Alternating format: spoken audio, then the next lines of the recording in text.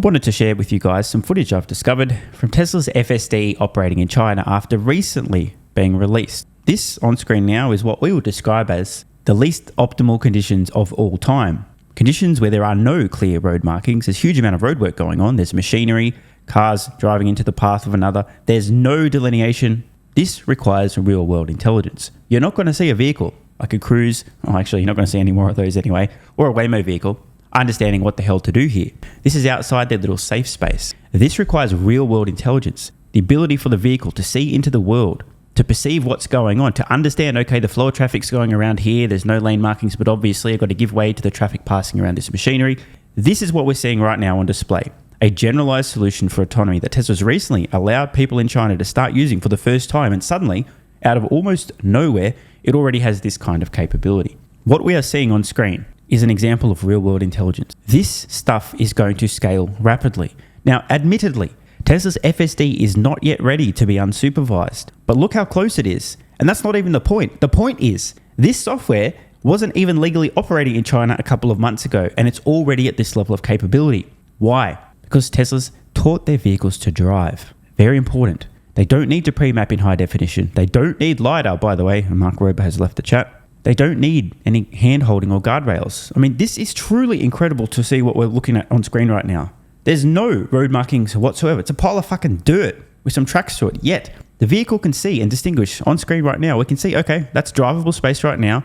This is roughly where I'm headed. It can see the other traffic. It's not crashing. It's not pulling over. It's not asking for daddy to come help. It's driving very competently in difficult conditions. Some of the commentary there, the subtitles, truly incredible stuff to see. In fact, let's skip through some of them. Just some key highlights here. The people in the vehicle. How can it recognize, oh, there are people over there? It's trying to figure out that it knows that it can't drive through there, but has to go here. It's obviously seen the person, therefore I can't drive there, therefore I'll continue going here, even though it's a really tight squeeze, but more. How did it figure this out? It can see people, but its tire tracks are following on that side. It doesn't necessarily just look at the tracks, because they're trying to figure out, oh, was it just following the marks? But as you can see here, if we rewind a little bit, there had been people driving this way. So they're trying to figure out, is the vehicle following the tracks? Well, obviously not, otherwise it would have gone there. Again, real world intelligence, decision making here. The next comment here, damn, its logic is too strong. Its logic is really, really strong. They might even describe this as incredible real world intelligence. They continue, this road, I don't really know about other self-driving systems, e.g. could they actually handle it? Probably not. It's driving so smoothly. It's really strong. Oh my God, is there someone controlling it from the background? I feel like a person is driving it. Interesting hint at the human-like abilities and smoothness. Really, I feel like a person is driving it. Is there a person in the background? Damn. And just in closing, I'm going to fast forward here and scrub along the timeline just to show you guys exactly what happened here. The vehicle's approaching, there's oncoming traffic. It doesn't continue because there's not enough room, wants to be safe, waits for everything to pass. As soon as there's a clear space to get through, guess what? Vehicle drives, more traffic, slows down again, stops, gives way, and then heads around the corner. Continues along this absolutely rickety dirt road. Notice, by the way, that there's a parked vehicle here or something stopped in the road. The Tesla was heading directly for it. Instead decides to go around here, makes the decision to go around those cones, stays here. Why? Up ahead it can see machinery and there's a couple of more cones. So it makes more decisions along the way.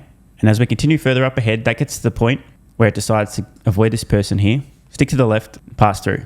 And these guys in the vehicle are absolutely stunned. This is a truly big deal.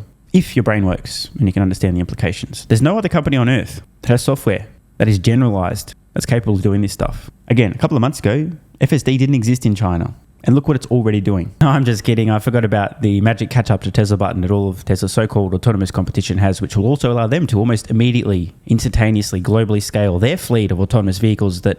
Oh, wait, but they don't already have a fleet of millions of vehicles on roads that can get the software update. Moving on. And from real-world intelligence to a severe lack of said characteristic on screen now, we have a bunch of very happy, seemingly mostly middle-aged women who are waving a bunch of signs. Oh, I see a sneaky fucker or two trying the old friend zone path. Oh, I'll be an ally. And that way they'll suck my dick. If I just hang around enough and I'm a good enough friend and pretend I give a fuck about the same things, maybe if I'm lucky, maybe they'll suck my dick one day. It's not going to work, brother.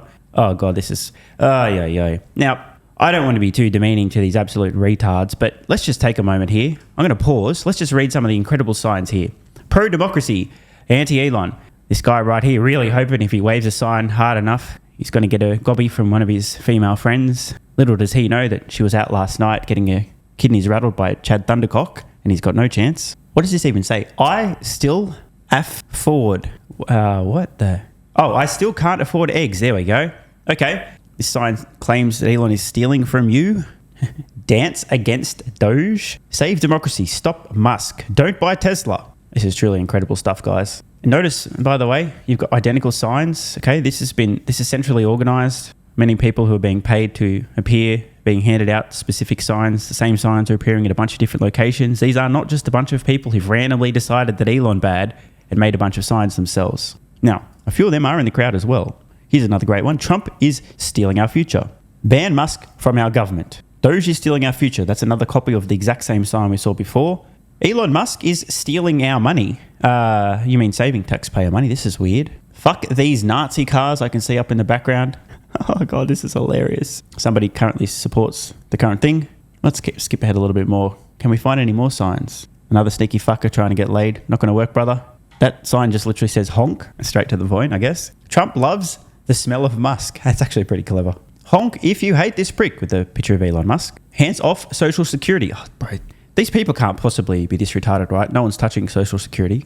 Okay, so just burn this picture into your mind. A bunch of, oh God, I don't even know, middle-aged-ish women, mostly. Now, like I said, there's some men there in the audience just trying to get laid as well. Just wave that sign harder, bro. That blowjob's definitely around the corner. Just keep being an ally and caring about the same things. So why am I bringing this up? Well, I have a question for you guys. What do you get when you have 3 cats, 4 SSRI prescriptions, at least 1 mental illness, 0 children, even less self-worth, and a desperate need for the approval of your in-group? I definitely don't know the answer to that question. I just thought I'd randomly ask it. It's got nothing to do with what we're looking at on screen now. So, what is the point of what we're looking at on screen now? We're currently looking at some polling that was done by NBC News. Voters' opinions of, and we have Donald Trump, JD Vance, Elon Musk, Doge, the Republican Party, Zelensky, DEI, and the Democrat Party. Conducted early May, 1,000 registered voters nationally. So what exactly are we looking at here? Deeper the green, the more approval, and the stronger the yellowish, lower the approval. So white men with no college degree overwhelmingly approve of Donald Trump, JD Vance, Elon Musk, Department of Government Efficiency, and the Republican Party. Slightly disapprove of Zelensky, seriously disapprove of DEI, and enormously disapprove of the Democrat Party. Interesting. White men with college degree slightly approve, literally 1% for Donald Trump, slightly disapprove of JD Vance, a little bit more disapproval of Elon Musk, tiny amount of disapproval for Doge, slight disapproval of the Republican Party, slight approval of Zelensky, disapprove of DEI by a fair bit, and quite strongly disapprove of the Democratic Party. White women with no college degree meaningfully approve of Trump and Vance, not so of Elon Musk though. They all approve of Doge and the Republican Party, not so much Zelensky or DEI, and definitely don't approve of the Democratic Party. And then what do we have here? White college-educated women massively disapprove of Trump, massively disapprove of JD Vance, disapprove even more of Elon Musk, massively disapprove of the Department of Government Efficiency, and significantly disapprove of the Republican Party. And what do we have here? The record number on the entire table overwhelmingly approve of Zelensky and significant approval of DEI, yet still some slight disapproval of the Democratic Party. So let's just take a moment here. First of all, geez, the bottom row here. Doesn't matter which of these groups were surveyed, all of them, to some degree or another, disapprove of the Democratic Party. And how interesting, only white college-educated women approve of racism, also known as DEI. That's interesting. Stunning numbers for approval of Zelensky there. And most important of all, the contrast between white men with no college degree over here, reasonable/strong approval of Trump, Vance, Musk, Doge, and the Republican Party, versus the polar opposite, white women with college educations strongly disapproving of the same group of people and entities. How interesting this is. When asked about whether DEI programs, also known as racism, discrimination, didn't earn it, should continue or be eliminated, once again, the amazing strong outliers here, college-educated women. 68% saying that racist hiring policies, forms of discrimination based on race, sex, gender, who you like to fuck, body mass index, ethnicity, etc. should continue, yet strong outliers. Every other group should eliminate DEI. Now look, I'm here just to present the data without comment. Maybe you can draw some conclusions. Not sure what those conclusions would be, but interestingly enough, I suspect that the footage we've seen of the anti-Doge, Elon Nazi, Elon stealing party. I think if you were to poll the women in the audience, the participants here, I think you might find quite a number of college-educated women. And I mean, I'm not great at noticing colours here, but is this where they spend their weekends? Anyway, let's just see what NBC themselves had to say about this information. Steve Kornacki is at the big board with a deep dive into our new poll numbers on DEI initiatives. So, Steve, what can you tell us? Well, you know, when you look at this poll, there's a lot that jumps out at you. But one thing I think that really stood out when we looked closely at this poll had to do with white voters and their attitudes on cultural issues like you just talked about there, and also political issues in general. And what we found is, look, the white vote itself, you're looking here at the 2024 election, white voters accounted for 71% of all votes that were cast last year in the presidential race. So it's a giant group. But when you break the group down a few layers, two very different universes, political and cultural universes of white voters emerge. This is when you break it down by education. Do you have a college degree or not?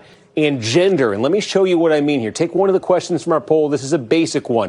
What's your opinion of Donald Trump? Is it positive or is it negative? Now, among all white voters, it's 52% positive, 45% negative. He's mildly popular, Trump is, among all white voters. That big group is 71%. But break this down by gender and education. White men who do not have at least a four-year degree, a bachelor's degree, talk about blue-collar white men, generally speaking here, 69% positive for Trump, 28% negative by a 41-point margin. Trump is popular with this group. Now take a look at the other end of this spectrum. We're talking about white women who do have at least a bachelor's degree. This is a more economically upscale demographic here. And look at this. It's night and day. 29% positive, 67% negative. Trump is 38 points underwater. What that means is between these two groups of white voters, and these are each a very big chunk of the electorate, that difference there, plus 41, minus 38, adds up to a 79-point gap between how these two groups see Trump. And it's not just Trump. Take a look at this from our poll. Again, looking at these two groups on just a variety of names and topics and groups, your opinion of J.D. Vance, night and day, Elon Musk, DEI we asked about, as you just talked about there, Doge, the Democrats, the Republicans, the Ukrainian president. Again, the gap here from the high 50s all the way up to nearly 80. I got to take a moment here. This is truly incredible. Of course, somebody who's extremely obnoxious might suggest that college education makes white women fucking retarded, but I'm not an obnoxious person, so I definitely wouldn't say that. Colleges today certainly aren't propaganda factories, and they certainly aren't more prone to swaying the opinions of women who are a little bit more socially malleable, and the reason for that, very clear evolutionary reasons. If you disagree strongly with a group, you get ousted from the group, you're pregnant, you've got young children, they starve, they die, you want to get along with everyone socially. Women, on average, much more agreeable than men. Now, of course, I'm not suggesting that colleges are factories for programming people, and those who are more susceptible to programming for evolutionary reasons, e.g. get kicked out of the tribe, you and your children die, because you can't go out hunting when you're pregnant or raising toddlers, infants. But it is quite interesting, isn't it?